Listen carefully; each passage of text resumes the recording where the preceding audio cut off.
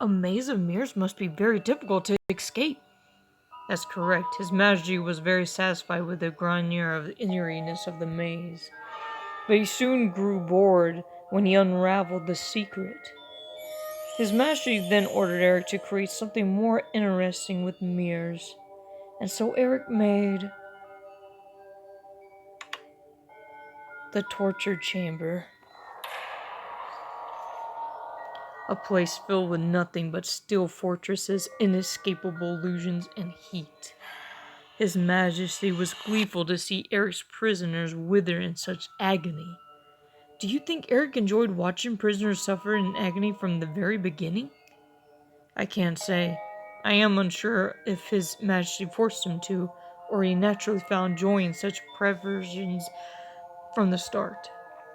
What I can say for sure is that he seemed like a person who had totally forgotten about his painful childhood. Did no one pursue Eric to stop doing such terrible things? Eric must have been around 35 by then.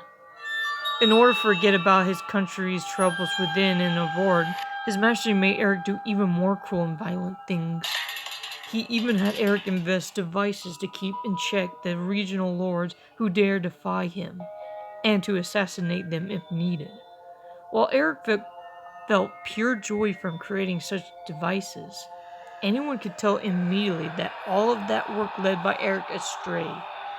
At some point, a blood-stained madness started to lure in his eyes, and that made Eric a real monster. Christine was right. The true horror lies elsewhere. Indeed. What turned Eric into a true monster was not his face, but the people who drove him down to hell. Miss Di was lucky, so to speak. And Christine is in the hands of such an atrocious monster. Sir, you said Eric was led astray. Was there no one to set him on the right path?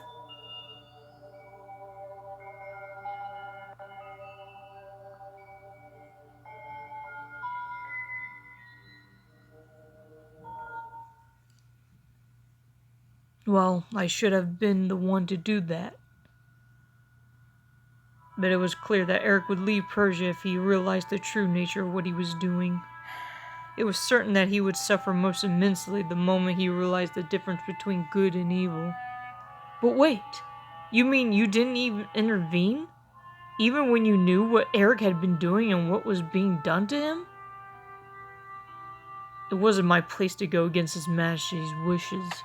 Don't make excuses! Shut your mouth, you don't know what you're talking about. Do you think I treated Eric the same way His Majesty did? If it weren't for me, Eric would have been depraved beyond salvation, a true devil incarnate. Alright then, let's hear it. So what have you done for his sake? I watched out for him ever since he first set foot in Persia.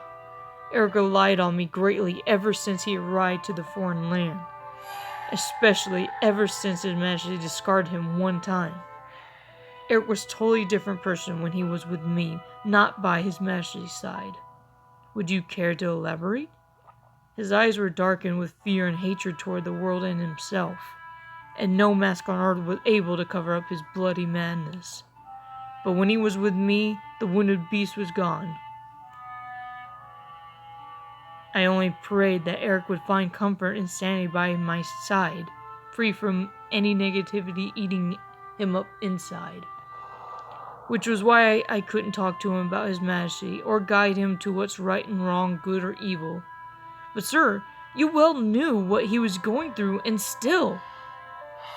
I hadn't completely given up on pursuing him otherwise. I was worried about him, but at the same time I didn't want him to leave my side.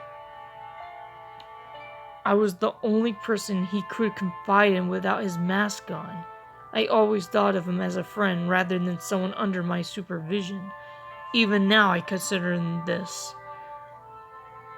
So you were Eric's friend after all. I'm not sure he shares this sentiment though. Perhaps he wanted me to love him in place of his cruel father.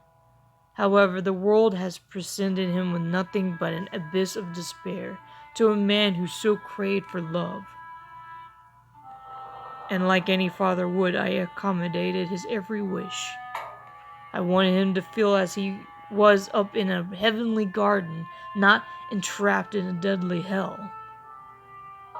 Although Eric sought fatherly love from both me and His Majesty, everything became my responsibility in the end.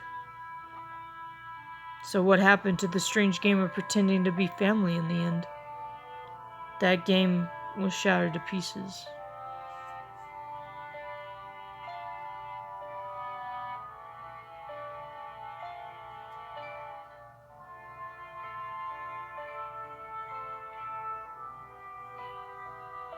If you cared for Eric so much, why did you let him go down such a terrible path?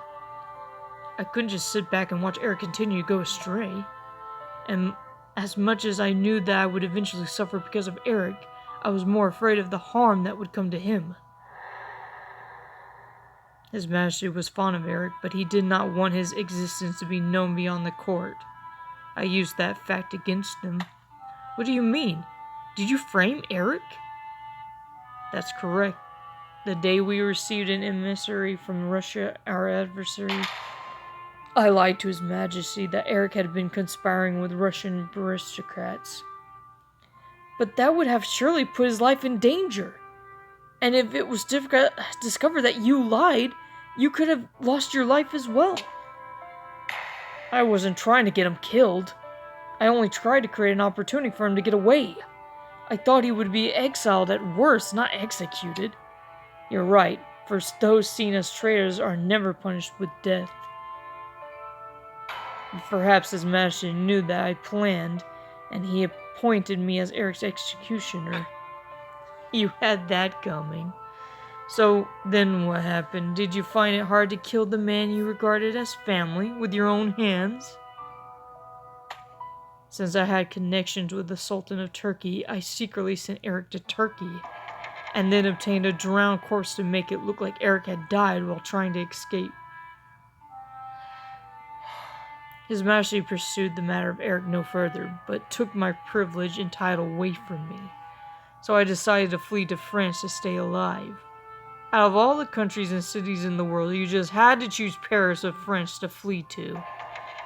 I am still unaware what it was that led me to Paris. Leaving my homeland meant my life would be easy, but no hardship could compare with how Eric had to suffer.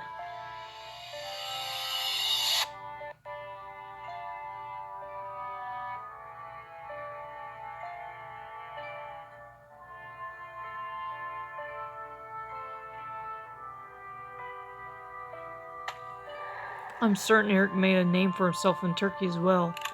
I don't think anyone else in Turkey would have been capable of creating an automaton that resembles a human being so much. But apparently the false rumor I spread made its way to Sultan's ears as well. You certainly ruined his life. I did not ruin it. Eric would have surely met his doom in the custody. I later heard that Eric fled Turkey for friends. And that's the end of my story. Alright then, let me summarize your story. By all means. You seem to remember everything perfectly. But I sure didn't. Well, thank you, sir, for that long and detailed excuse. You know what? You were the one who broke Eric beyond repair. Not Shaw, but you. No, speak no more. I've heard enough of your excuses. Or would you prefer if I showed you step by step how you ruined Eric's life?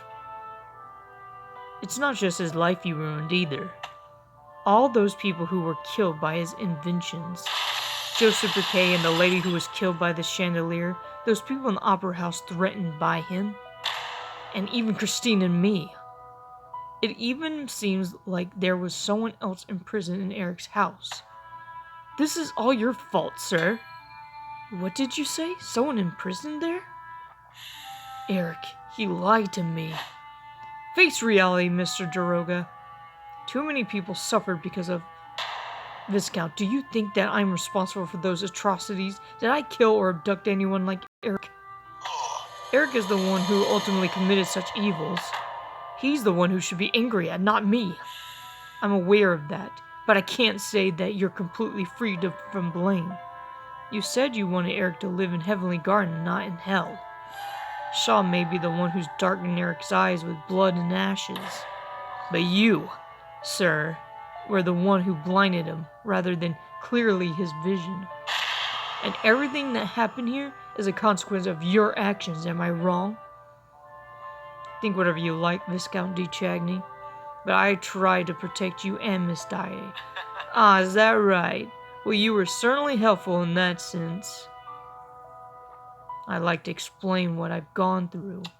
Please be my guest, I won't stop you. I don't think I can bear to hold back my rage for everything that's happened because of you. After Eric, you bear the most responsibility for these horrific events. You're free to think whatever you like. Damn it all hell. This is all because Mr. Daroga. How dare he try to get out of this hellhole alone? Damn it all to hell.